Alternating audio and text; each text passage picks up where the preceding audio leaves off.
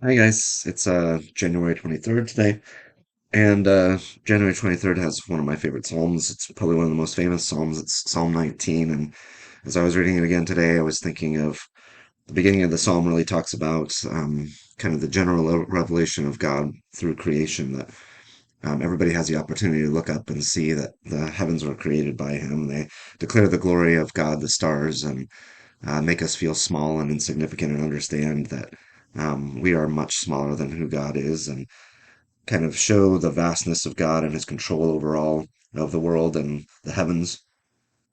Then the second half of it talks about the law of the Lord. It says, "The law of the Lord is perfect, refreshing the soul. The statutes of the Lord are trustworthy, making wise the simple." And this is really, really good. If you look through the rest of this psalm, you see all the things that are put next to the law of the Lord, things like the statutes of the Lord, the precepts of the Lord, the fear of the Lord, all those things. And they're said to be good, the decrees of the Lord, the commands of the Lord, all those things are good. And oftentimes we think about the law as being something that's negative or, um, kind of done away with by the New Testament. So the grace of the New Testament overwhelms or supersedes the law of the Old Testament, but the psalmist really sees the importance of that revelation of God in the written word that was given to us, including the Old Testament. In fact, what he's talking about here is the Old Testament. And I don't know, I just want you to understand that both of those things are kind of essential for us understanding who God is. There are times when we need to look outside of ourselves, get our eyes lifted up in order to understand who God is and how we relate to Him. And so creation is a great way to come to an understanding of that.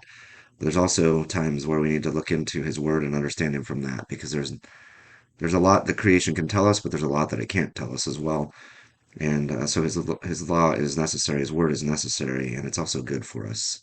So I hope that you find delight in both of those things at various points in your life. Maybe they will encourage you and draw you back to the Lord when you need that.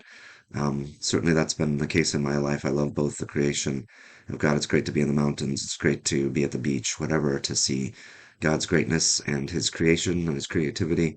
It's also great to have access to Him through His Word, to understand who He is there.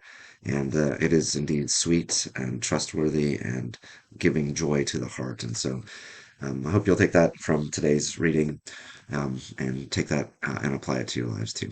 All right, see you tomorrow.